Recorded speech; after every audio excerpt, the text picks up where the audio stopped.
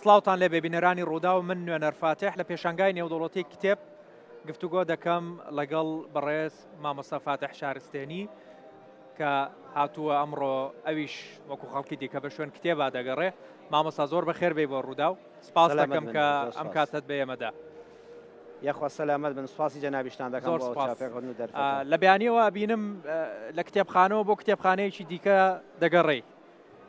بەدوای چیدا دەگەڕێ؟ چیت کڕیوە؟ چی دەخوێنیتەوە؟ بسم الله الرحمن الرحيم، الحمد لله والصلاة والسلام على سيدنا محمد وعلى آله وأصحابه ومن والاه. بەدڵنیاییەوە هەر هاتنی ئەمڕۆمان بەتایبەت بۆ هەولێر و بۆ ئەم شوێنە گەڕانە بە دوی کتێبدا. ئامانجی سەفەرەکەمان لە سلێمانیەوە بۆ هەولێر بۆ پێشانگای نێودەوڵەتی هەولێر بۆ کتێب گەڕانە بە دوی کتێبێکدا کە دانسخە بێ. ئەوەی کە من لە ڕوانگەی قورئانی پیرۆزەوە وەڵامێکی گشتی بۆ جەنابەت بدەمەوە، نەک پەیوەندیدار بە خۆمەوە. پەروەردگار پێمان دەفەرمێ فبشر عباد الذين يستمعون القول فيتبعون أحسنه. مجدب دا أي پیغمبر صلى الله عليه وسلم أي خوش ويستم صلاة والسلام خواه لسر بها ببند كانم أو بندانشين الذين يستمعون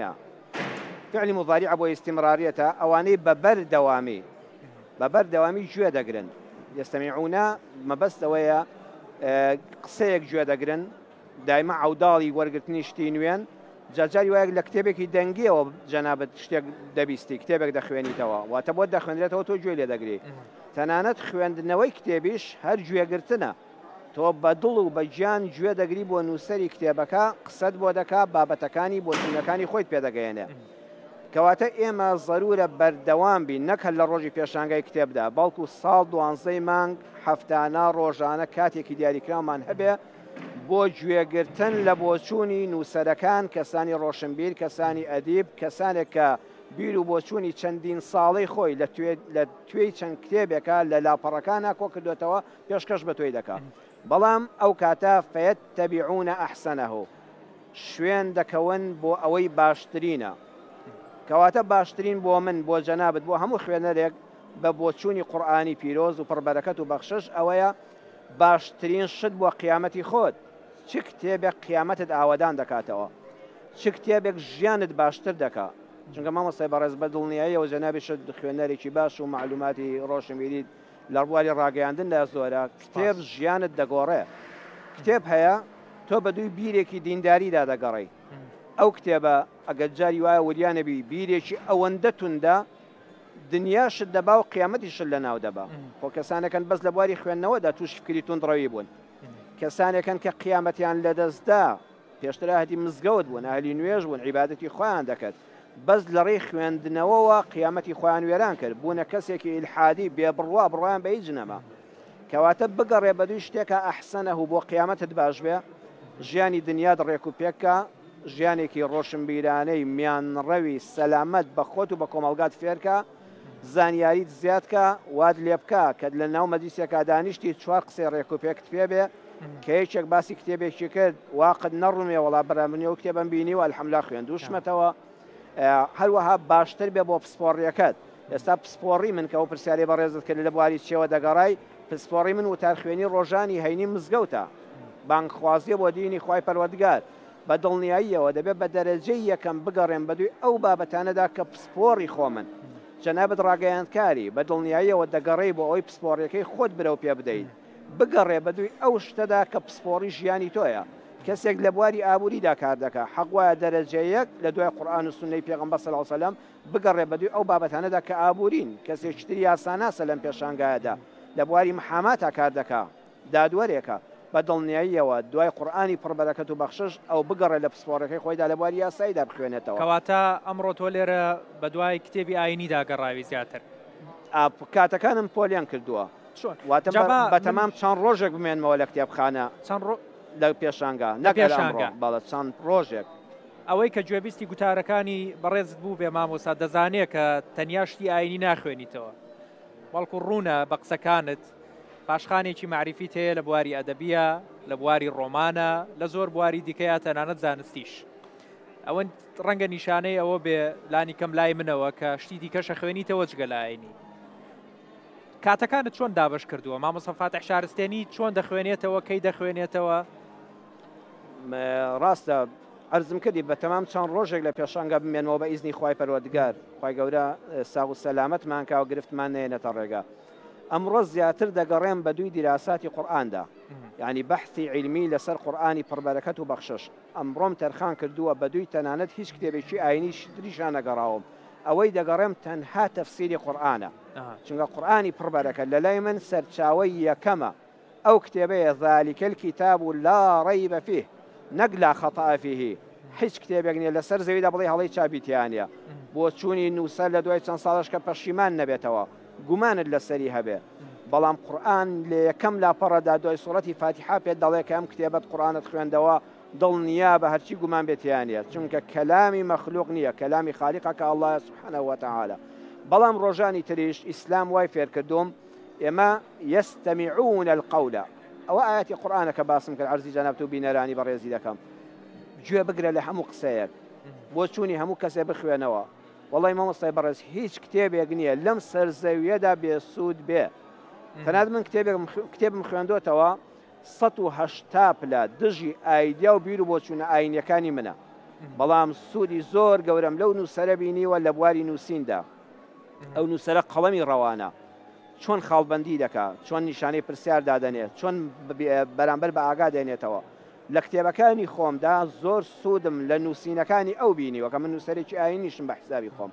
بەڵام ئەو ئەلمانیەکی 180 پلە پێشەوانی بۆ چوونەکانی منە بۆیە لە ڕۆژانی داهاتوشدا دەگەڕێم بە دوی ئەوەی کە زۆر بەلامەوە گرنگە بیرەوەریەکان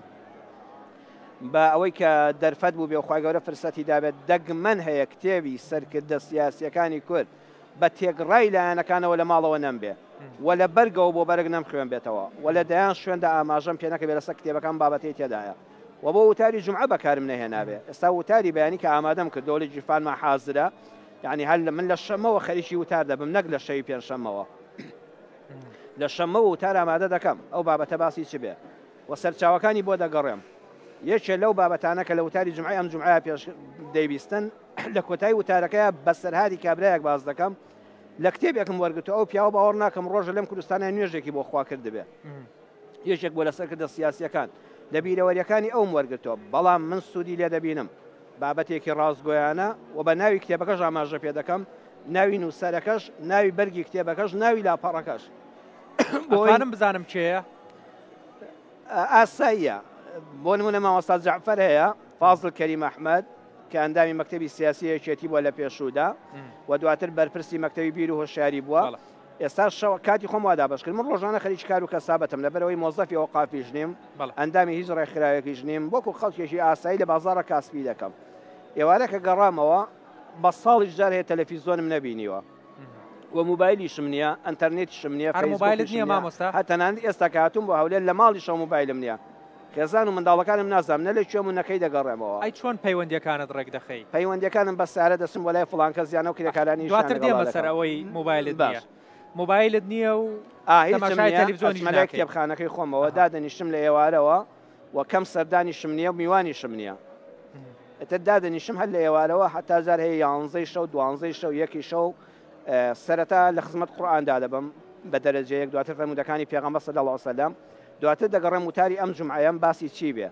لەو کتێبخانە گەورانەی کە هەمە الحەمدولillah لە 3 شوێن کتێبخانەی گەورەم هەیە دەگەڕێم چیم پێویست بێ دەخوێنمەوە ئەتر کتێبەکە ئیسلامی بێ بیرەوەری بێ کتێبی شعر بێ کتێبی ئەدیب و نووسەران بێ هەمووی لە لای خۆم دەنووسمەوە تۆماتێکم چکە دواتر دەکرێنە کتێب بۆی ئەرشیفەکانم لا بمێنێ دوای ئەوە وەختی خەوتن بەردەوام هەموو کاتی ژیانم واداناوە کاتی خەوتنم داناوە بۆ ئەوەی کە بیرەوەریەکان بخوێنمەوە کتێبی شعری بخوێنمەوە کتێبی ئەدەب بخوێنمەوە ڕۆمان بخوێنمەوە کاتی خۆی لەبیر مەماڵم لە گوندی مەروێ بوو ئیمام خەتیبی ئەوێ بوو ماوەی 5 ساڵ و شتێک کتێبم کەم بوو لە بەڕێزێکی وەکو جەنابەت کتێبم وەرگرت بە ئەمانەت 4 بەرگی ڕۆمانی حەمەدۆک ئەو کاتە دەرچوو بەرگی پێنجەمی هێشتا دەرنەچوو بوو کە بە مەسابڵای حەسەن زادە کردوێتی بە کوردی ئەو کاتە زۆر هەژار بووم ماڵ لە ڕووی مادیەوە ئەو گوندەی من لێ بووم هەبووە هیچ کارە باشی بۆ نەچوو بوو هەر کارەبای نەبوو تەنان من وەکو خەڵکی دەوڵەمەند لۆکسیشم نەبوو لامپاشم نەبوو بەس فانۆسێکمان هەبوو لە ماوەی 20 شەوە بەس پێش کاتی خەوتن بەدێر سۆبەی دارەوە هەر 4 بەرگی ڕۆمانی حەمەدۆکم خوێندەوە تەنان ئێستاش هەموم لەبیرە یعنی دەتوانم وەکو خۆی بڵێمەوە لە چ بەرگێکە باسی چی دەکات لەبەر ئەو فتیلەیە لەبەر ئەو چرایە لە ماوەی 20 شەوە ئەلحەمدولیلا هەر چوار بەرگی ڕۆمانی حەمەدۆک کە وەرگێڕای مامۆستا عەبدوڵای حەسەن زادەیە هەموم خوێندەوە. کاتە هەموو ئێوارانێک ئێستا ژوام هەموو شەوان پێش خەوتن کتێبە ئەدەبیەکان و بیرەوەریەکان دەخوێنمەوە. کاتە سەرەتای چوونە ماڵەوەت کە پشوو دەدەی سەرەتا بە بابەتی ئاینی و قورئانی پیرۆز فەرموودە فەرموودە دوای ئەوە بابەتی دیکە خوێنی لە کۆتایی شەوەکەشدا بابەتی ئەدەبی زیاتر. تەنانەت ئێستا ڕۆژنامەیەکەوێ لە ڕێزم بۆ هەموو نووسەرانی کە تێدا دەنووسن پێڵان ڕۆژنامە بەلاشەکە ڕۆژنامەی هەولێر هەیە دێتە سلێمانیش من بە هەفتانە بۆم دادەنێن ڕوان پێ بکە لە بەرگەوە بۆ بەرەک تەماشام کردووە چەند جار بۆ وتاری ئاینی ئیسفادەم لەو ڕۆژنامەی هەولێرە کردووە کە خەڵک فڕی دەدا هەر چونگە بە پارە نییە وە زۆر خەڵکیش تالیبی سەرەتاکەی و کۆتاییەکانی نییە بەڵام لە ناوەڕاستەکانیدا نووسەرانێک شتیان نووسیوە یان بیرۆکەیەکم بۆ هاتووە بابەتێکم لەو ڕۆژنامەیە خوێندێتەوە ئەمە دەکرێت بیرۆکەی وتارێکی ئاینی بێ یعنی ئەو خوێندنەوەی ڕۆژنامە منی والێ کە دۆ وتارێکی ئاینی لەسەر و بابەتە پێشکەشکە وەکوتت مۆبایلت نییە ڕەنگە بۆ ینی کەسێکی ئەم سەردەمەکە هەموو پەیوەندیەکان بووە بە پەیوەندی دیجیتاڵی موبایل ینی زیاتر لە ئامرێ بووە بە بەشێک لە خۆمان مامۆستا فاتح شارستێنی چۆن بەبێ موبایل دەژی ئەوە پرسیارێکە زۆر خەڵک وا دەڵێ بەس من نزیکی 5 ساڵە تەنانەت بۆ یەک جاریش موبایل لە جیفانمان نییە و تەنانەت لە ماڵی شەوە نیمە بۆچی بەکارت نێنە گوێچکەی ناوەم ئیتیهابی هەیە زۆر جا تووشی سەرسوڕان دەبم تووشی گێژبوون دەبم ئەو بە ڕێزانەش و دکتۆرانەی کە پرسیارم لێکردوون ڕاوێژم پێکردوون حەپ و عیلاجیان بۆ نووسی و یەکێک لەو شتانی کە ئامۆژگاریان کردم وتیان لە ئەنجامی زۆر بەکارهێنانی موبایلە وا لێ هاتووە زۆر جار مامۆستا ناتوانم زۆر سەفەر بکەم جار هەبوو لە سەر مینبەر وام لێ هاتووە لە کاتی بەرنامەی ڕاستەوخۆی داوە و بانگەواز بۆ ئیسلام لە مزگەوتە لە سەر مێزەکە بەلادا کەوتوم دنیا یعنی لەبەر چاوم تووشی سەرسوڕان دەبم ئەوەش بۆی گوێچکەی ناوم کە تووشی ئیتیهاب لە ڕێی موبایلەوە توش بووم ئەو دکتۆرانی لە تارانیش پێیان وتم وتیان موبایل بە هیچ شێوەیەک بەکارمێنە من جار هەبوو کەسێک کێشەی هەبووە تەلەفۆنی بۆ کردوم بڕوا بخە یعنی خلافی لەسەر نیە زیاتر لە 1 سەعات موبایلەکەم بەگوێەوە بووە چونکە ئەو کەسەکە گرفتێکی هەیە تا گرێ دڵی خۆی دەکاتەوە ئەبێ باسەکانی خۆی بۆ دەژێڕێتەوە تۆش مافیەوە نیە قسەی پێ ببڕیەوە گوێی بۆ نەگری مادام جوڵامت داوەتەوە ئەبێ حەقی خۆی پێ بدەیت وای لێداها گوێم هەستم بە گەرمی دەکرد لە ئەنجامی ئەوەدا تووشی سەرسوڕان بووم زۆر وەزعم ناڕەحەت دەبوو ئێستاش جاری وا سارم بۆ لە ناوخڕدرێوەکو پێویست ئەلەو کاتەدا بڕیارمدا کە موبایل واز لێ بێنم سەرەتا دەمگوت باشە چۆن دەبێت ژیان بڕوا بەتابەتم کابرایکی کاسبکاری ناو بازاڕیشم بەڵام ئەوەندەیە بنزینی زیاتر سەرف دەکەم کاتم زۆرتر دەڕایشم بە وەستایەکە بە کرێکارێکە بە کەسێکە بە کڕێنن فرۆشتنێکە ئەبێ بە سارەکە بڕۆم فڵان کەس بدۆسمەوە بەڵام ژیانیشم زۆر مرتاحە زارانیش خەڵکی ئێستا من هاتووم بۆ هەولێر لەوە چێشان شەوێک لەم پێشانگا بمێنمەوە بەهۆی ئەوەوە خێزانم نازانێت کەی دەڕۆمەوە کەی دەچمەوە مناڵەکانم نازان لە کوێم بەڵام خوای گەورەش کارەکان هەڕایی دەکا گرفتی بۆ دروست نەکردووی هەستم نەکردو گرفتێکم هەبوو بێ بەڵکو زۆر سەری شەشی لە کۆڵ کردومەوە فڵان کەس ئەمری خوای کردو مردووە ئەبوو ڕۆژما دوو ڕۆژ لە پرسە بووم هەتا من دەچمەوە ماڵەوە پرسەکەش کۆتایی پیاتۆ کاتێکم بۆ گەڕاوەتەوە ئەمە دەزانم ژیانی تایبەتی خۆتە بەڵام بەڕێستیش کەسایەتیکی گشتیت کارەکەت من نازانم کارت چییە ئەگەر ئاسایی بێ پێم بڵێ نەبوونی موبایل گرفتی بۆ کارەکەت دروست نەکردووە لە بازارە بۆ کەسابەتی خۆت کارەکەی من کۆمپانیایکی گەورە نیە بە موبایل بڕوە من ڕۆژانە شتێک دەکڕی شتێک دەفرۆشی ئەوانەش ئاسایە سەرپەرشتی دروستکردنی خانوویەک دەکەی ئەوانە تەناو وەستا و کرێکارانی کە کار لەگەڵا دەکەن پەیوەندیت بەوانەوە هەیە ئەوانش کەسانی دیاریکراون ماڵەکان و شوێنەکانیان کارەکەمان شوێنەکەمان دیاریکراوە دێتە سەریشی خۆی ینی ئەوەندە ئیشم گرفتم بۆ دروست نەبووە ئەی تۆڕە کۆمەڵایەتەکان مامۆستا فاتح بە ناوی منەوە چەندین پیج و فەیسبوک ئەوانە هەیە کە بۆ یەک جاریش خۆم ئاگام لێ نییە تەنها یوتیوبی مامۆستا فاتح شارستێنی و ئێستاش پەڕی فەرمی خۆمان لە مزگەوتی ڕێگەی بەهەشەیە ئەو برایانی مزگەوت خوا پاداشتیانداتەوە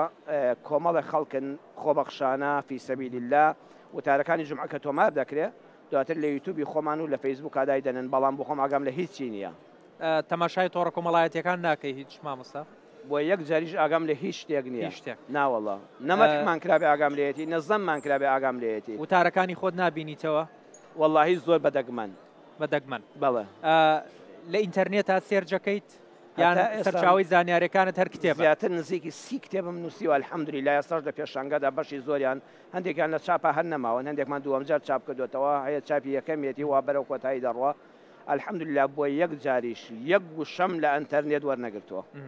و بڕواشم وایە شتی علمی ئەوەیە کە لە ناو دووتوێ کتێبە بە چاوی خۆت بینی بێت و دەرت هێ نابێت باسی ئەوەت کرد کە هەندێک جار کتێبت خوێندوتەوە کە بە هیچ شێوەیە لەگەڵ بیرروبۆچوونی خۆتە 180 لە پێچەوانە یان نووسەرەکەی وەکو وتت علمانی بووە هەندێک هەن لە ئیسلامیەکان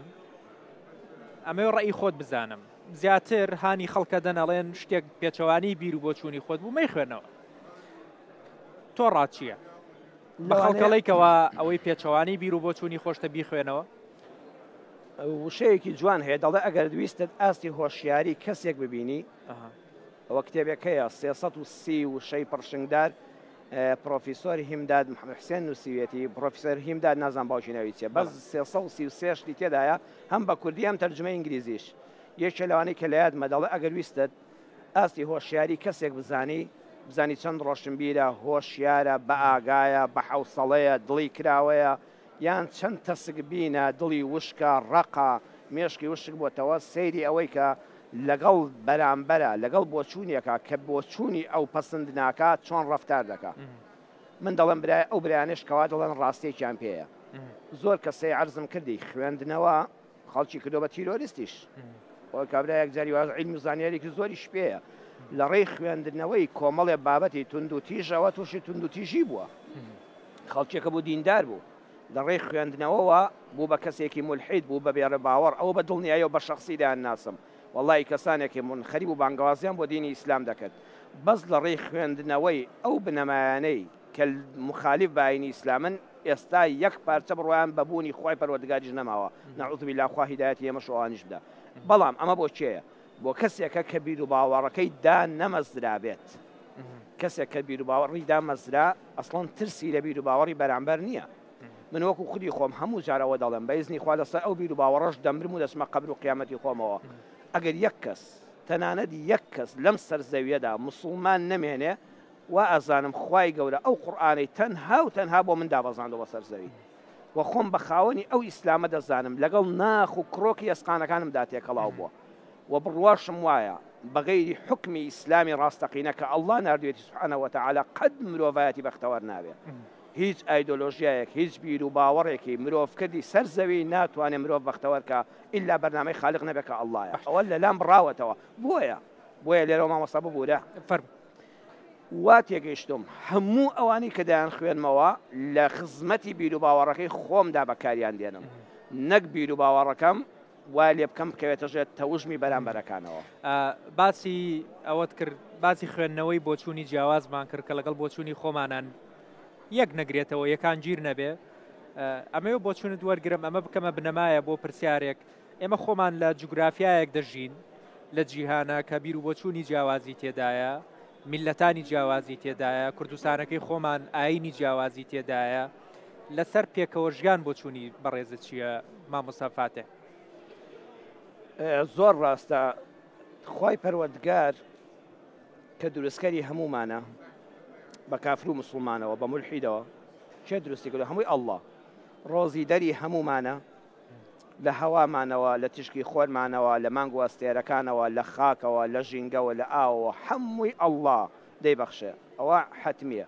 هیچ کەس دەسەڵاتی مسقالە زەڕێکی غەیری ئەڵڵا نییە بەڵام ئەڵڵا هاتووە لەسەر زەویدا تشکی خۆر بگرێتەوە لە کافرەکان لە منافقەکان لە مولحیدەکان لە عەلمانیە تۆندڕەوەکان نا خوای پەروەردگار لەم سەر زەویەدا ئێرە هۆڵی تاقیکردنەوەیە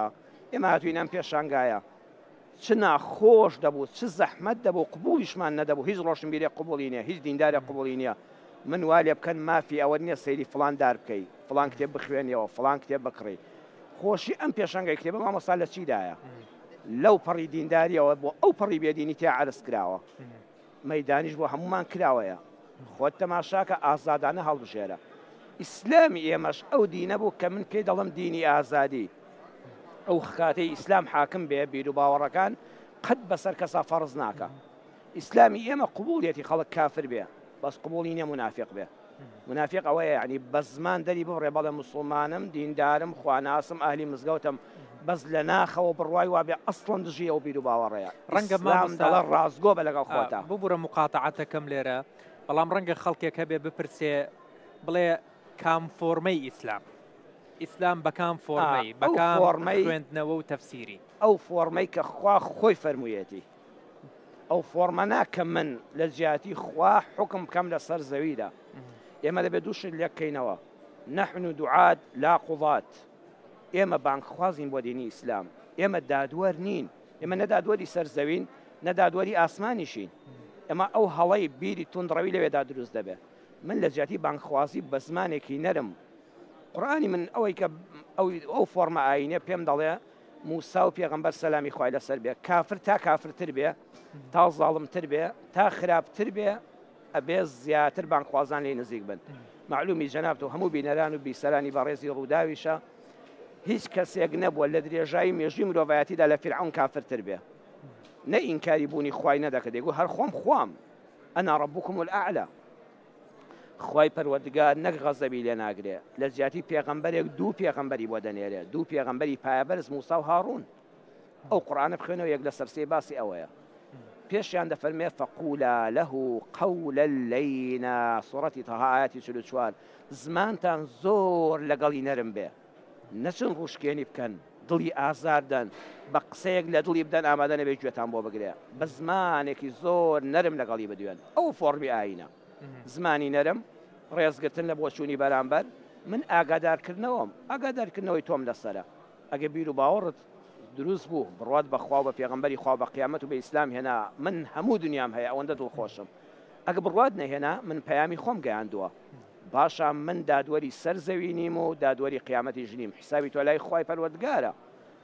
ئەوە من تەنها گەیاندنم لەسەرە بۆیە ئەو فۆرمەی کە پێت دەڵێ تۆ بانگخوازی دینی خوای پەروەردگار بە بەڕێبازی پێغەمبەرانی خوا سەلامی خۆیان لەسەر بێ بگەڕێەوە خزمەت قورئان چی فەرمووە جێبەجێیکە قەت تووشی هەڵە و لادان نابی نەتووشی کەمڕەوی و کەم تەرخەمی دەبی نەتووشی لادان و توندڕەوی دەبی لەم پێشانگایە بێگومان خۆشت بینیوتە منیش دەبینم ڕاستی کڕیارانی بابەتە ئاینیەکان زیاترن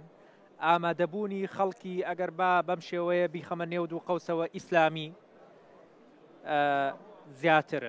زیاتر خەڵکی ئیسلامی دەبینم لە تەمەنی جیاجیا تەنانەت بە ژن و بە پیاوەوە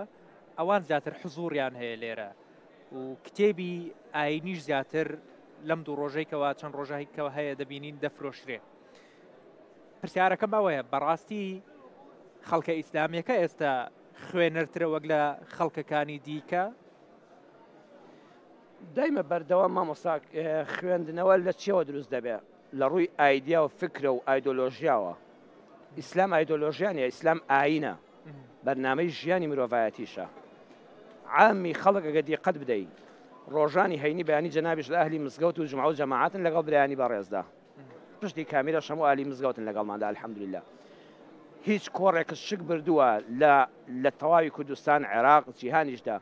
خەڵکێک بتوانێت هەموو هەفتەیەک ساڵ 12 مانگ بە درێژایی مێژووی مرۆڤ هەموو هەفتەیەک لە هەموو کۆڵانێکە ئەم قاعە گەورە ئەم مزگەوتانە جێگای نەبێتەوە لە دەرەوەش خەڵک دابنیشە هەر ئەدیبێک هەر نووسەرێک هەر سیاست مەدارێک من بە تەحەداوە دەڵێم با سێ جومعە لەسەر یەک بە هەموو حیزبی دنیای لە پشت بێ ناتوانێتەوە خەڵک بۆ خەڵک کۆکاتەوە کابرایەک دانیشتۆ لەسەر چۆک ئامادەی ساردی و گەرمی مزگەوتی هەیە بەس لەبەر خاتری خوای گەورە ئەو ئیسلامەیە کە خەڵکی کۆ دەکاتەوە ئەو بۆتە مەبدە بیتۆ بیر و باوەڕ ئەو خەڵکەی ناو مزگەوتیش بە دڵنیاییەوە زۆرترن لە ڕووی فکری ئیسلامیەوە لە خەڵکی تر لە مەبدەکانی تر لە چەپەکان لە ئەلمانیەکان لە خەڵکیکە زۆرترن دەگەڕێن دەیانەوێت لە ئاینەکان شارەزابن ئەمڕۆ یەکێک لە ئێستا ضروری شەباسی ڕاپەڕینی خەڵکی کوردستانیش بکەیت ئێمەستا لە ساڵڕۆژی ڕاپەڕینی خەڵکی کوردستان دایت ئەو ڕاپەڕینەی کە تەنها و تەنکات دوای فەزلی خوای پەروەردگار هیچ حیزب و لایەنێک نییە هیچ کۆمەڵانی خەڵکی کوردستانە بەرهەمی دوای فەزلی خوای پەروەردگار بەزەیی خوایە بۆمان بە خوێنی شەهیدانمان بە ئەنفالەکانمان بەبێ سەر و شوێنەکانمان بە زیندانی سیاسیمان بەو پێشمەرگە قارەمانانەی واقعاً شۆڕژگێڕ بوون بە بیر و باوەڕێکی پاکی کوردانە خەباتیان دەکرد خواڕەنجی کەس بە زایەنادا ئەم ئازادی کوردستانی لێبەرهەم هاتووە یەکێک لە خۆشیەکانی ئەم ئازادیە کرانەوەی کوردستانمانە بەڕووی جیهاندا مامۆستا من مامۆستایەتی گوندم کردووە بڕوا کە 4 کتێبم هەبوو لە دنیادا 4 کتێبەکانی زۆریان صحیح نەبوون تەفسیری قورئان لەم وڵاتەی ئێمەدا 3-4 تەفسیر زیاترن نەبینیوە حکومەت سانسۆرێکی وای دروست کرد بوو کتێب نەدەبیندرا ئێستا بە هەموو ئەو بیر و باوەڕانەشەوە کە لەوە چێت منافەسەی حکومەتی هەرێمیش بکەن کتێب لە بازاڕەکاندا هەیە باشکرا دار و نەشرەکان دێنێ و کەسیش ڕێگری نییە و چاپیش دەکەی و دەشخوێنرێتەوە خەڵکیش تینووە بۆ ئیسلام تینووە بۆ شتی نوێ بە تایبەتی وتاری مامۆستایانی ئێمە ئەلحەمدولیلا بەشێوە گشتەکەی بانک خوازان ئاماژە بە کتێب دەکەن من جار وایە لە مینبەرەوە باسی یەک کتێبم کردووە لە ماوەی 2 ڕۆژە لە بازاڕە نوسخەی نەماوە خەڵک مامۆستا و کتێبێک کە باسی کرد بە بزانم باسی چی دەکا ئەم بەسەراتە خۆشەی تیاژێڕایەوە ئەم تەفسیرە قورئانەیە ئاماژە پێکرد یەکسەر خەڵک بە شوێنیا دەگەڕێ خەڵکی تری لادین یان دوورکەوتەوە لە دی من ناڵم بێدین بەڵام ملتەزیم بە دینەوە کە ئیلتیزامی زۆری بە دینەوە نییە باوەڕکە بیر و ڕای چەپ ڕێزم تایبەتیمایە بۆ هەر کەسێک کە هەڵگیری بیرێکە ئێستا کابرا بیری چەپی مارکسی هەبووە باوەڕکە هەر بۆ خۆی تااقەتینە لەسەر مارکسێت خوێنێتەوە من وەکو خودی خۆم لەگەڵ چەندین خەڵکی مارکسی دانیشتم معلوماتی من زیاتر بۆ لەسەر مارکس و لینین لەوان زیاتر من کتێبەکانم زیاتر خوێندوێتەوە کە ئەو چەپ بۆ ئەوەندەی نەخوێندوێتەوە بۆچی دەگەڕێنیتەوە سەبەبەکە هەمیشە بۆ چوونە گشتێکەوە بووە کە خەڵکی چەپ خەڵکی ئەلمانی زیاتر دەخوێننەوە وەک لە خەڵکە ئیسلامێکە بە زوانیە ئێستا ئەوان ئەو نقطەی تەحولە لەکوێیە دروست بووە کە پێچەوانی کردو ڕابوونیشی ئیسلامی بەهێز هەیە هیچ کاتوا بەهێز نەبووە ئەویش ئەوەیە خەڵک شەیدای دینداریە مامۆستا ڕاکە ئێستا من لە پێشانگاشە چەندین خوشک هاتون بۆ لام حیجابیش نییە لەچکی بەسەرەوە نییە جلەکەشی شەرعینە لە ڕوانگەی ئاینی ئیسلامی من بەدیدی منی مسلمانەوە جلەکانی ناشەرعیە جلی ئەگەر جەنابەت بیبینی لە ڕووی کامیراوە ئەمە بە کەسێکی ئالمانی سرف ئالمانی و لادین و چەپیێزانی بەڵام بڕوابکە کە قسە لەگەڵ دەکا یان گرفتێکی هەیە وەکو برایەک وەکو باوچێک وەکو مامێک بە متمانە پێکراوی گرەی دڵی خۆی خێزانی خۆی بۆ دەکاتەوە چون مامۆستایانی ئاینی سنگیان قەبرە هەموو ئەو نهێنیانی کەلامانە تا دەچێتە ژێر قەبرەکەەوە خێزانی خۆشت بنداڵەکانی خۆشت براکانی خۆشت لێن نابیستێ سیرەکەی ئەو خەڵکانە کە تۆ بەڕووکەش ئەوا دەیبینی لە ناخەوە خۆشەویستی زۆر زۆری بۆ خوا هەیە بڕوان پێ بکەم مامۆستا ئوستازی جامیعە هەبووە دۆستیشمە بە جلوبەرێک بیبینە لە تەلەڤیزۆنیش ڕەن بێ مقابلەی کرا بێ ناتوانم ناوی بڵێم ئێستا خۆشی ڕەن بە جارشکە بمان بینێتەوە گومانم وا بووە کە ئەوە زۆر لادین و بێدینە کە لێمان نزیک بۆتەوە سەردانیشی کردوین و کتێبیشم پێشکەش کردو کتێبیش پێشکەش کردوم واللهی من جار هەیە شەرمم لە خۆم کردووە ڕۆژی پێنجشەمە دعوەتی کردوم بە خێزانی مامۆستاوەرم بۆ ماڵیمە بەربانکەینەوە وتومە بۆ وڵات بە ڕۆژووین هەموو پێنجشەمە و دووشەمەیەک بە ڕۆژوو دەبم منی مەلا بە ڕۆژوو نەبووم هەر لە بیرم نەبووە بە ڕۆژوو بووم ئەو دووشەمە و پێنجشەمە بە ڕۆژوو بووە ساڵانە من عمرم نەکردەوە عمرەی کردووە ئەگەر ساڵی من دو سێ ساڵ جارێک چونکە زۆر لە خزمەت قورئان دەبێنمەوە ئاەتی وا هەبوو بە یەک مانگ لە خزمەت یەک سوورەتە یەک یعنی چەند ئاەتێک هەماومەوە تەفسیرەکانم خوێندوێتەوە تێپەڕم نەکردو بەسەریە ئەو الحەمدوللا ڕەمەزان ختمی خۆی کردووە مانگەکانی کە چەند ختمی تری کردووە لە خزمەت قورئاندا بووە ئێمە بەڕووکەش وا دەزانین خەڵک دیندار نییە بەڵام لە ناخەوە ئەم خۆشەویستی خوایە چونکە هەموو دەرگاکان داخراون لە میلەتە وەڵی لە کاتی گرفتە ئینسان بەس خوای دەمێنێ دەگەڕێ بەدوی ئەوەدا ئەم بیر و باوەڕە بە تایبەتی مامۆستای بەڕێز قسەکانت پێ نەبڕم پرسیارەکەت لەبیر نەچێتەوە ئەویش ئەوەیە ئەم وەرگێڕانی کوردیش بۆ کتێبە ئاینیەکان ئێستا چی کتێبمانە الحەمداوە بە زۆری کرا بە کوردی خەڵکی کەشمان خوێندەوارە هەر لە مناڵی بچووکەوە تا ئافرەت تا گەنج تا پیر دەگەڕێ زۆربەی خەڵکی من دەبینم سیمایشی ئیسلامی پێوە دیار نییە بەڵام بە دوی کتێبی دینیدا عەوداڵە چونکە ئاین مامۆستای بەڕێز هەر باسی نوێژ و ڕۆژوشت بۆ ناکە یعنی ئێمە وا دەزانین کە کوتت باسی ئیسلامی یان باسی دینی دین بەس باسی نوێژ دەکەی سەرفترە زەکات کە ئەوانە کڕۆک و بنچینەکانی ئاینن بەڵام دین کتێبی ئاینی باسی پەیوەندی خێزانت بۆ دەکات زۆر کەس هەیە دەگەڕێ بە دوی کتێبی ئیسلامیدا کتێبی ئیسلامیەکە کتێبەیە بەس لەسەر ژیانی ژن و مێردایەتی لەسەر پەروەردەی منداڵ لەسەر ڕەفتارە کۆمەڵایەتیەکان لەسەر ئەتەکێتی ناو ژیان ئەمانە هەمووی ئیسلامین هەموو نووسری ئیسلامی نووسیویانە بۆیە خوێنەری ئەو بینەری ئەو بەدڵنیاییەوە زیاتر دەبێت هەر لەسەر باسی ئەوەت کرد هەندێک خەڵکەیە ڕەنگە بە ڕووکەش بیان بینی حەز نەکی کە کەسانی ئیسلامین بەڵام کە دەڵێ من کاتێکە قسەیان لەگەڵ دەکەم وێنەکە تەواو جیاوازە ئێستاش من تۆم بینی لەگەڵ چەند خاتونێک هاتن وێنەیان لەگەڵاگرتی کە ینی خەڵکێک نەبوون کە پێیانەوە دیار بێ ئیسلامین هەندێک جار لە تۆڕە کۆمەڵایەتیەکان ڕوبەڕووی ڕەخنە دەبیتەوە دەبینم دەڵێن مامۆستا فاتح شارستانی بۆ نمونە لەگەڵ خەڵکی ناباڵا پۆشە دەرکەوتووە وەڵامی خۆت چییە بۆ ئەو جۆرە کەسانی کە ڕەخنە دەیەگرن لە درێژایی تەمنمدا الحەمداوە لە کۆتایی تەمن ماگەیشتمە قەناعەتێک ئەویش هەر ئەوەڵجایشە بڕوان بەوە هەبووە ئەویش ئەوەیە ئەو مامۆستاش کە لە خزمەتی خوێندم مامۆستا شێخ خالیدی موفتی پیاوێک بوو چەند ساڵ لە خزمەتیە دەرسمان خوێن تەنها لە پێناوی خوا داوانەی پێوتین و هەموو جاریش نەسیحەتی ئەوە بوو ئەو کارانەی کە بۆ خوا نەبێ بە کەڵک نایە من یەکێ لەو شتانێکی گوێیەکانم نەک لەم گوێیەمەوە بڕوا لەو گوێیەمەوە دەرچێ هەر لە گوێم ناچێت ئەو دیوەوە نەک هەر دەرچێ هەر بیریشی لێ ناکەمەوە ناشی بیستمەوە گوێشم لێ نییە ئەویش ڕەزامەندی خەڵکە مامۆستای بەڕێز نەرمەدحی خەڵک هیچە نەزەمی خەڵک هیچە ئەوەی گرنگە و دەمێنێتەوە ڕەزامەندی ئەڵڵایە ئێمەش بیر و باوەڕێکمان هەیە من خۆم وا لە دین حاڵی بووم ئەم دینە ڕەحمەتی خوایە ئەبێ بکا بە هەموو کەس بە خۆجیاکردنەوە بە خۆفەڕستکردن بەسەر خەڵکیدا هەڵەیەکی گەورە دەکەین یەکێ لەو شتانەی کە هەموو ڕۆژە جەنابیشت قورئان دەخوێنێ و گوێبیستی دەبی ئیبلیس سەرکردەی هەموو خراپەکاران ئەو کەسەی کە خوا بە شەخص بە نەفرەتی کردەوە لەعنەتی لێ کردووە ئیبلیس لەسەر چی بە نەفرەت کرا لەبەر ئەوەی متەکەبیر بوو من چۆن ڕەفیقی ئادەمم ئەنە خەیڕ منه خوا پەناماندا مامۆستایەکی ئاینی بانگخوازێک کەسێکی ئیسلامی وابزانێ من لە فڵان کەس باشترم لە لای خوا من عاقبەتم خێرترە من بەهەشتیم دڵنیام هەموو شتێ بڕاوەتەوە ئەو دڵنیام دۆزەخیە ئەوە لادەرە ئەوە فاسقە ئەوە فاجرە ئەوە مبتەدیعە والله ئەوە صفەتی ئیبلیسە ئەوە صفەتی ئیبلیسە دەبێت لە خۆت بترسی خوا ڕۆژە بە نەفرەتت کە بۆیە من وەکو خۆم باوەڕ کە هەر کەسێک دەبینم ئافرەتێکی باڵا پۆش نییە من دۆستم هەیە عەرەخۆرە ڕووداوێک بۆ ڕوودا ئەمە دەجێڕمەوە ئێستا بە ڕێزەش ئەوڕم بێ نازام لە وتارە باسم نەکردبێ بەس یەکێ لەو شتانەی کە دڵم پێی خۆشە و ڕوبەڕووی ڕەخنەش دەبمەوە لەسەری ئەوەیە بەردەوام دۆستم هەیە عەرەخۆرە عەرەق دەخوا دۆستم هەیە نوێژ نەکەرە دۆستم هەیە هاتۆ بۆ وتارم وتێتی مامۆستا بەس بە کەلیمەکان خۆشحاڵم لە مزگەوتی ئێمە لە مزگەوتی ڕێگەی بەهەشتیش من بڕیاریشمدا بوو ئێستا شوێنمان هەیە هەر کەسێ نوێژیش نەکە مافی ئەوەی هەیە بێتە مزگەوت قاعی تایبەتمان هەیە بێ لەوێ دانیشێ پەیامی خوا ببیستە بەدڵت بوو نووری عەلا نور وە بەدڵیشن نەبوو دوای خوتبەکە تەواو بوو بڕۆ سەر هەردوو چاومان ئاوی ساردی لێیە شیرینی لێ شتی خۆت بخۆ حافیزت بێ تۆ هاتووی ئەمە دەرگای ماڵی مەلافاتی شارستێنی نییە ئەمە دەرگای ماڵی خوای ڕەبی عالەمینە ئێمە گەیاندنمان لەسەرە خەڵکی شەبوە لە مزگەوتەکەی منە لە پیرەمەگرونیش کە وتار خوێن بووم لە ناوەڕاستی مزگەوتە دانیشتووە لە ئەوروپا گەڕاوەتەوە وتی هەموو خەڵک سەیریان دەکردم کە الحەمدولە ئێستا یەکێکە لە مولتەزیمە ئاینیەکان واللهی لە دەعوەتێک بە یەکەوە بووین من بە ڕۆژوو نەبووم ئەو ڕۆژی دووشەممە بە ڕۆژوو بوو وا گەڕاوەتەوە لای خوا وتی نوێژەکەم نەکرد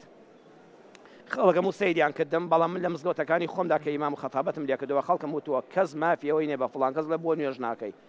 ئەوە بڵێن نەخۆشە هاوکاری بکەمەوانە وتی ئێمە خەڵک سەیر دەکەم کاکە وەختی نوێژەکەم وەڵام من نوێژ ناکەم لە ئەو مزگەوتە گەورەیە کابراەک لە ناوەڕاستە دانیشتمە بەس هاتووم گوێبیستی خوتبەم خۆ نهاتووم نوێژ بکەم وتی لە دوایدا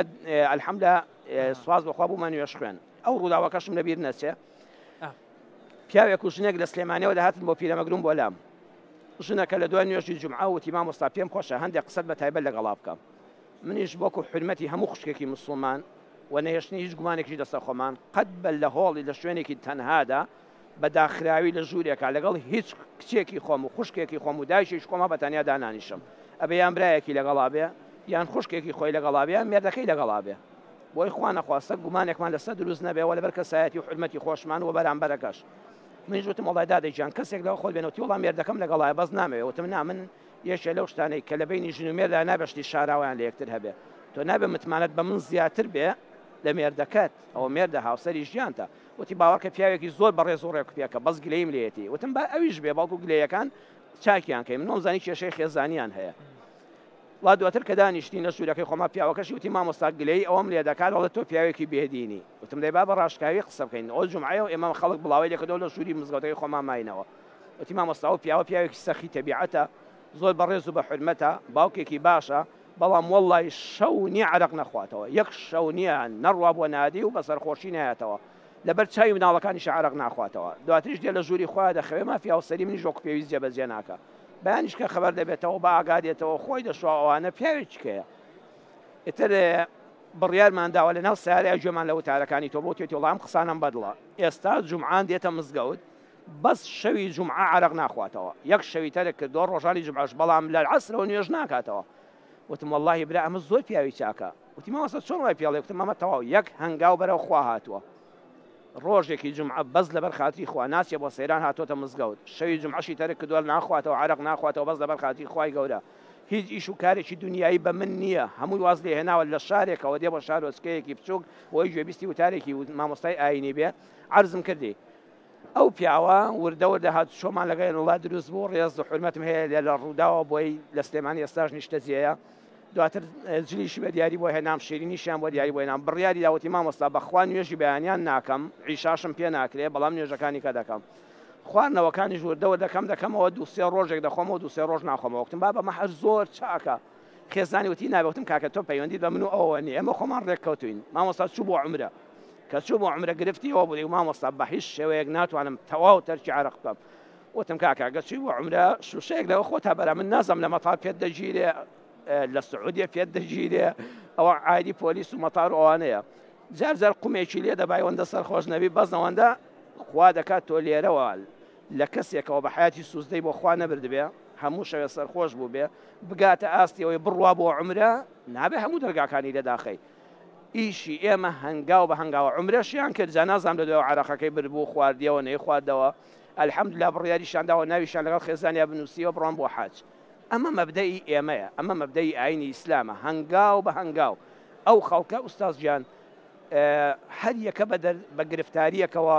تووشی لادان بووە بەڵام فیتڕەتی میلەتی ئێمە پاکە یەک فوێکی دەوێت بەڵام بە زمانی نەرم قسەی خۆشی لەگەڵا بکە وردەوە دەبیێنە بەرەو مزگەوت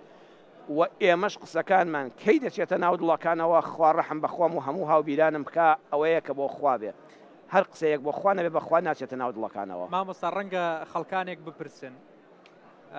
ئەم کارانی کە دەیکەیت بۆ نمونە بەشێک لە مزگەوتەکەت بۆ خەڵکانێکە کە نوێژ ناکە لە ڕۆژی جومعەیە پەیوەندیت لەگەڵ کەسانێکە کە بڕوایان بە خودا نییە پەیوەندیت لەگەڵ کەسانێکایە کە بۆ نمونە وەکو دەڵێ ئەلکوحول دەخۆنەوە و خەڵک چووە بۆ ینی پێدوتووە بچوە بۆ عومرە و لە کاتێکا دەزانی کوحولیش دەخواتەوە پرسیارەکەی من لێرەیە مامۆستا فاتح شارستێنی لەکوێی قورئان و سونەتەوە سەرچاوەی وەرگرتووە تاوەکو بەم شێوەیە کاربیانی مەزدەڕی ئەم نەهجەت لەکوێ وەرگرتووە ئەم نەهجە لە قورئانی پڕ بەرەکەت و بەخششەوە دووەمیشیان لە سیرەی پێغەمبەر سەڵسەڵام من ناڵم ژیاننامەی پێغەمبەر سەڵسەڵام کە ئەوم بەلاوە هەڵەیە پێغەمبەری خوا صلی الله عليه وسلم محەممەد صلی الله عليه وسلم خاتەمی ئەنبیا گەورەترە لەوەی ژیاننامەی هەبێت ژیاننامە یان کەسێک چۆن لەدایک بووە چۆن ژیاوە چۆن وفاتی کردووە پێغەمبەری ئیسلام صلی الله عليه وسلم ڕێبازی هەیە سیرە واتە ڕێبازی ژیانە ئەو سەروەرە صلی الله عليه وسلم قورئان کە ڕێنماییکەری بۆ بە ئێمەشی گەیاندووە ئەو قورئانە پڕبەخششە یەکەم جار کە دەیخوێنێ و بەچی دەست پێ دەکا الحەمد لله رب العالمین ڕەبی موسلیمین نییە بەتەنها ربی عالمینە دووەمیشیان ئوستاز ئاخری قورئان بەچی دەست پێ دەکا من الجنة والناس قل أعوذ برب الناس أول قرآن ربي عالمين كوتاي قرآن ربي ناس خوام وناسي وخوا ربي عالمين هل نقربي مسلمين أم خواي بالودقارش رحمة للعالمين نادو وما أرسلناك إلا رحمة ما وصل درست للمسلمين درست وما أرسلناك إلا رحمة للمسلمين درست وما أرسلناك إلا رحمة للمؤمنين إلا رحمة للمتقين أو قرآن بخيوني ومكذا نخويني أي بلهم شيء وما أرسلناك إلا رحمة للعالمين همو بندكاني خوا همو دروس كراوكاني خوا لجي صايا رحمتي خوا داد پیغمبري خوا صلى الله عليه وسلم كابرايا كبول صحيح بخاري مسلم دا فرمودك هاتو همو بان خوازان جوان ليتي وكتابك دبا دستا صحيح بخاري مسلم حديثي صحيح پیغمبر صلى الله عليه وسلم كابرايا عرقي دخوا دوا جارك جيرا واتعرق خوارنا وكاتك سزای لەسەرە لە بازارە کەسێ بە سەرخۆشی بێتە مەیدانەوە بە سەرخۆشی ئۆتۆمبیل یاسای دەستکردی دنیا ژوایە مامۆستا ئەوە ئیسلام پێش خەڵکی ئەو یاسانەی دانا تۆ مافت هەیە ئازادیەکانی خۆت بکەی بەڵام مافت نییە ئازادی من پێشێلکەی کابرا لە ماڵی خۆی لە عەرەق بەبێ دەنگی دەخواتەوە شۆتەوە ئاسایشی ئیسلامیش بۆی نەبچێتە سەر ماڵەکەی بەڵام مافی ئەوەی نییە ئۆتۆمبیل لێ خۆڕ بە بازارە بە سەرخۆشی بێ و خەڵکی ئازادا یان قسەی نەشیا و بکە و بازار بشێوێنێ هیچ یاسایەکی دەستکردی دنیاش دەست قبوڵ ناکات جاری یەکەم سزادرا جاری دوم سزادرا جاری سێم سزادرا جاری چوارم گیرایەوە پۆلیس گرتی دەسەڵاتی ئیسلامی هێنایان پێغەمبەری خوا صلی الله علیه و سلم سزای دایەوە. دوایەوە کابرایەک سەحابیەک وتی ئەی نەفرەتی خوال لێبێ، ئەی لەعنەتی خوال لێبێ، یا ڕەبی بە نەفرەت بی، ئەوە هەر عار نەیگرتی تەمێ نەبووی 4 جار گیرای لە حزوری پێغەمبەرە ئەو بێئەدەبیەت کرد. بلا ئاشکرا پێغەمبەری خوا صلی الله علیه و سلم دەزانێت کە عارەقت خواردوێتەوە، سزاد وەرگرتووە، دەتەنبێ بە هەی نەعلەتی خوال لێبێ. پێغەمبەر فەرمووی لا تەلعنوه تووڕەبوو. لەو شوێناندا پێغەمبەر صلی الله علیه و سلم هەڵوێستی وەرگرت، نەفرەتی لێ نەکەن. والله ما علمت إلا أنه يحب الله ورسوله. والله من أو بيا ناسم ضل نيام خواو بيغمبركي خوش دوي للرويك ولا ريبوا وناهيكي قوري كردوا يا ساشي بيشيل كردوا لبازاري شعرقي خوادتو بس خوشي شوا بلام نابن علتي لي بكين شنكا يقين من هي أم بيا وخواو بيغمبركي خوش دوي أو فرمودي بيغمبر فهم لورون ترسيكا وانيا كواتا أي بامي إسلاميش بوشي هاتوا ئەگەر هەموو خەڵک مامۆستا هەمووی ئەهلی مزگەوت بێ، هەمووی حاجی بێ، هەمووی سەید و شێخ بێ، هەمووی حافزی قورئان بێ، هەموو ئافرەت حیجاب بێ، باشە بانگەواز بۆ چێ دەکەی؟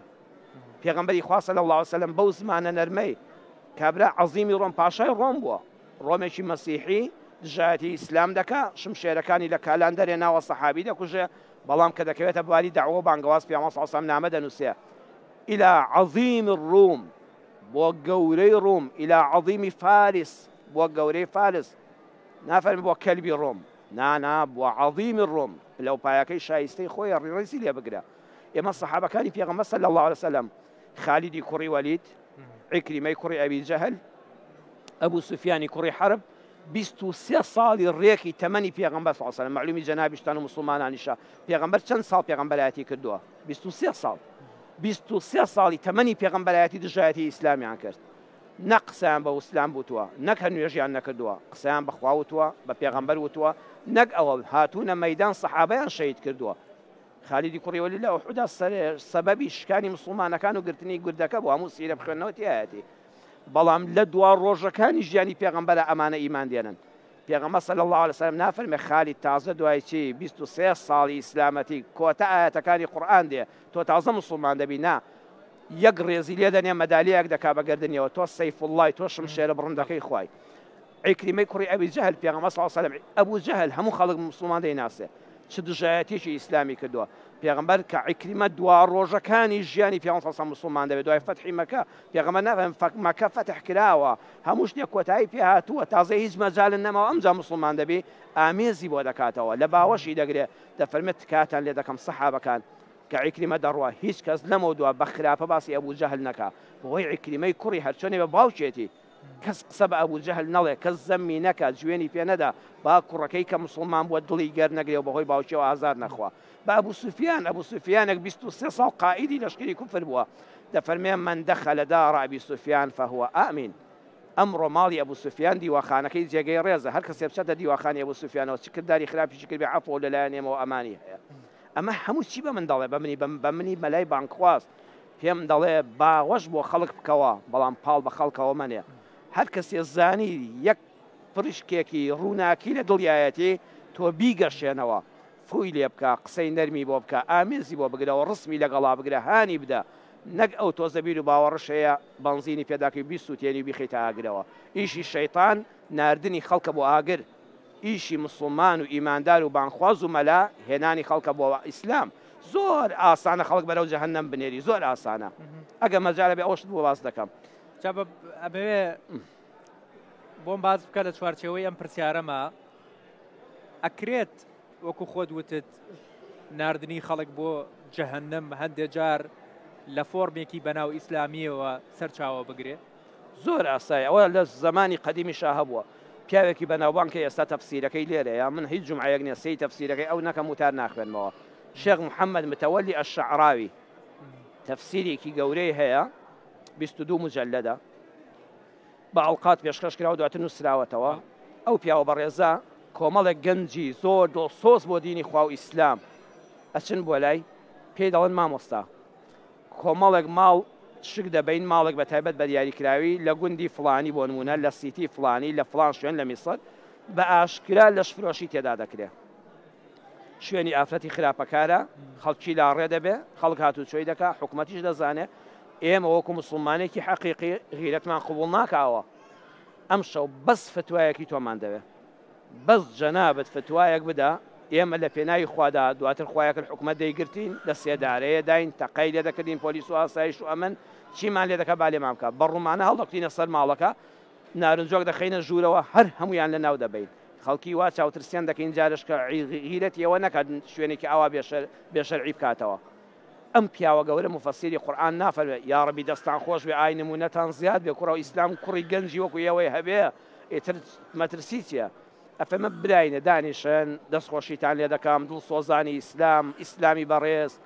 بەس یەک پرسیار لە بەڕێزتان دەکەم باشە ئێوە گە چون ئەمانەتان کوشتن ئەلە وەڵڵا مامۆستا یەک کەسیان لێ نایاڵین هەر هەمویان دەکوژین باشە ئەگە کوشتانن دەچن بۆ کوێ وەڵڵا مامۆستا بەئیزنی خوا هەر هەمویان دەڕۆن 20 سەل مەسیح دەڕۆن بۆ جەهەنەم دەیفەرمودی ئاواتی شەیطان هاتەجێ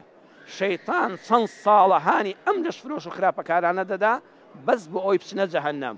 لە دواساتە ئاواتی شەیطان و ئیبلیس دێتە جێ ئۆخەی ئاواتەکەم هاتە جێ ئەمانم سەرگەردان کردن وا ڕۆیشتن بە جەهەنەمە